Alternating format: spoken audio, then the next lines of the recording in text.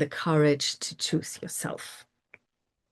And I want to start with reminding you, I don't know if you know it even, but I want to let you know that we humans, we are self-motivated.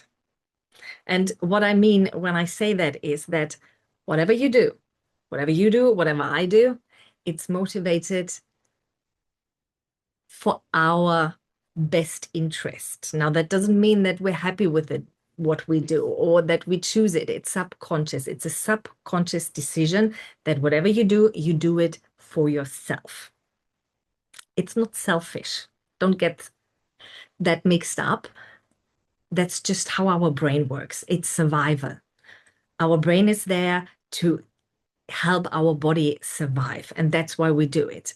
Now, let me give you an example. For example, you have a child, you feed that child. Why do you feed the child? Yes, on the surface, you would say, yeah, so that it survives. But on the other hand, you also feed it so that you make sure it feels like you have done your responsibility. They had the responsibility to feed that child, done. So achievement. You also do it because you don't like the consequences of that child starving and dying. You don't want to live with the guilt. You don't want to live with that.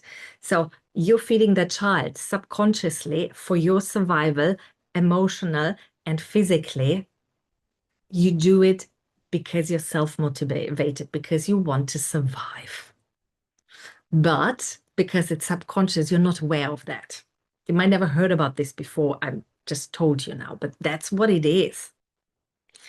But when we talk about this topic of choosing yourself, what we want to do is we want to choose ourselves consciously.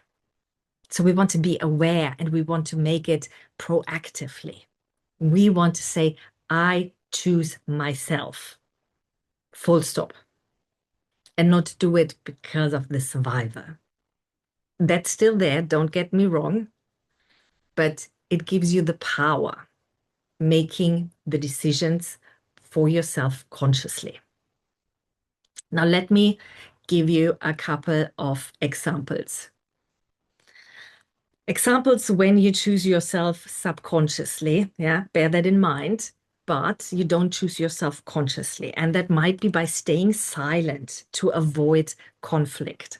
Now, if you've been here in my classroom before, you know conflict is just a difference in opinions or feelings. And because you interact with another person that had different experiences, has different beliefs and values, etc., there is a difference in opinions and feelings occasionally, sometimes more, sometimes less.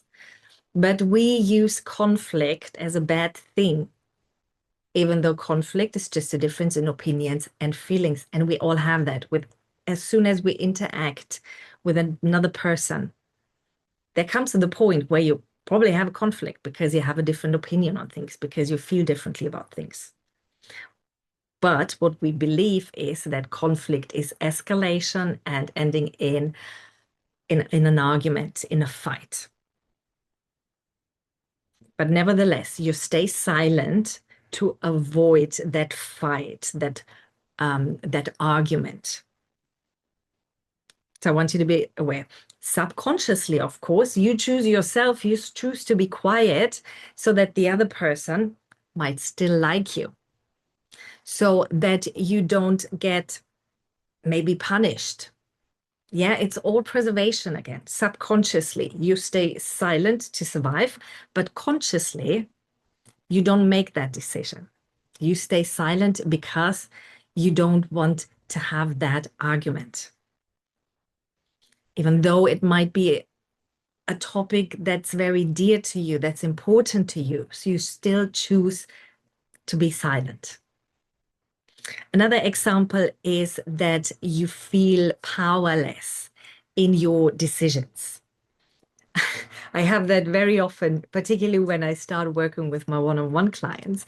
There's this sentence that they say, I have no choice. And you might be someone who uses that sentence as well, that you say, I had no choice, or I have no choice then to feed my children. The thing is, you do have a choice. You don't like the consequence of some of the decisions that come with a choice. And then that's the difference. If you don't choose to feed your child, it might end up dying. You don't like that consequence. So it's easier for you to say, I have no choice. I have to put that pressure on. You could easily say, I want to feed my child. I want to have it here. But it's like this, I have no choice. Or when they say, someone's putting a gun on your head, your forehead. Say, I had no choice. I had to do it. So no, of course you had a choice. You didn't like the consequence of the other decision, of saying something, they shoot you. You don't like that. But you always have a choice. That's the point here. You always have a choice. Another example when you choose yourself subconsciously is when you lie to yourself. And this happened, it's a one-on-one client example that just happened yesterday. And we were supposed to meet today, this morning. And she texted me yesterday saying, Anna, is it okay for you if we postpone our session tomorrow? I have so much going on and won't be able to make it. I mean, for me, it's always okay. If you as my client want to postpone your session, fine by me. Your choice. Yeah? So I said to her, of course, fine by me. My question is, however, what is the reason for that, for you believing that you have no choice? Because there's always some coaching coming through. Yeah, I mean, that's what I do. So probably 2 hours later, got a message from her. I said, okay, I see. Okay, let me be honest. I have meetings from 2 p.m. through the whole afternoon, and I want to spend the morning by myself without any meetings, without any appointments. And that's why I'm canceling our session. So there you go. Be true to yourself. That brings us to what to do to make those conscious decisions or choices for yourself. You are honest to yourself. Of course, it sounds good, and probably other people will agree with you when you say, I have so much going on and I can't make it. It's too much. I'm overwhelmed. Yeah, other people will come and say, yeah, I know that feeling. I know how it is. I totally understand. And we as humans, we feel good when we hear that someone else does understand us, because it gives us an external validation that what we believe, how we react, is agreeable, is likable, is how you do it. But when someone says, I choose myself, I want to be by myself, and that's why I'm canceling everything else, people say that, what's wrong with you? But it's important.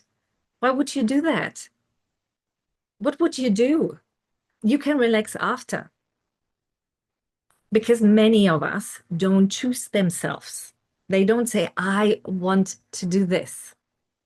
This is what brings me the inner calm, the inner satisfaction, in the sense of I choose myself to be by myself, to just enjoy myself with whatever I'm doing.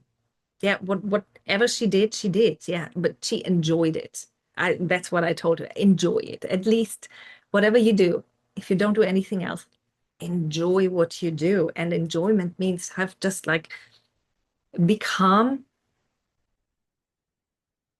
and don't give it any meaning. Have it neutral. Just go with it.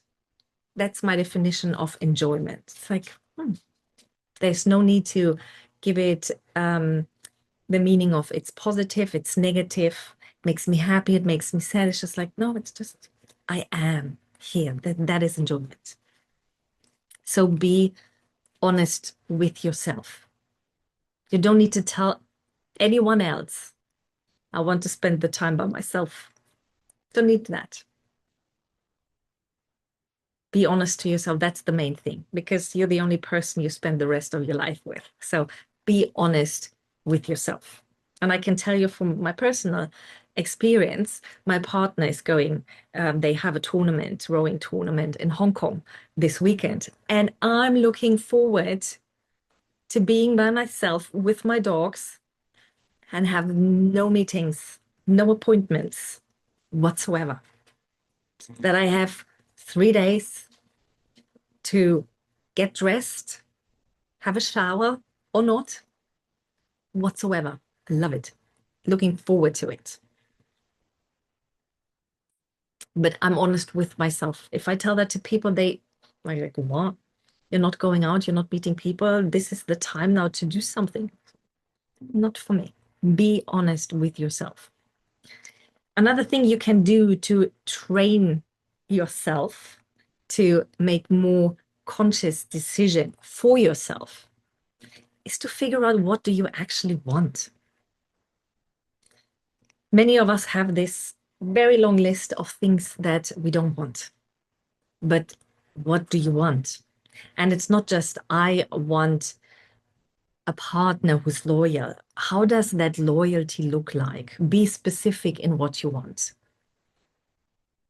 2 reasons here. It depends on what methodology you want to go with. Energetically, it's manifestation. It's like, I see it clearly. And the universe will provide, because I have that picture emotionally, mentally. The other methodology is for your brain. The NLP side is that now your brain knows what to look for. It has now clear instruction on what loyalty looks like and what loyalty doesn't look like. So be precise in, what do you want for your own sake, either to manifest or to give your brain the best direction possible. And the other thing you can do is you become aware that you have a choice. Now, I've been talking about this now for the last 10 minutes or so, that you have a choice at any given moment. You choose to be here. You can choose to leave. But there is power in becoming aware that there is a choice. And there is no such thing as a good or bad decision. We like to say, when we have expectations, when we have a choice and we have expectation that going with that choice, making that decision, will give us something that we expect, something good, positive, amazing. But then it turns out it doesn't. And then we say, oh, I made a bad decision. But the thing is, you don't know. What happens is that your expectation didn't get fulfilled. And that's always disappointing. So it's better to have less expectations, less disappointment. But you have these expectations connected to choices, to decisions. But in the end, every choice, every decision is meaningless, because you give your life meaning. You give everything you do, you think, meaning. That's why your thoughts create your reality. You think it. And when you say I made a bad decision, it's because you want to give it that meaning. But the meaning, the decision itself is meaningless. There is no good, no bad, no positive, no negative. You choose to give it that particular meaning. So when you feel bad about making a particular decision in the past, become aware that you only gave it that meaning because, probably, I guess here, I don't know, but I guess that your expectations haven't been fulfilled. Maybe your expectations, maybe your families, your friends, whoever's expectation haven't been fulfilled. So now it's the bad choice that you made. But you don't know what would have happened if you would have chosen differently. You don't know.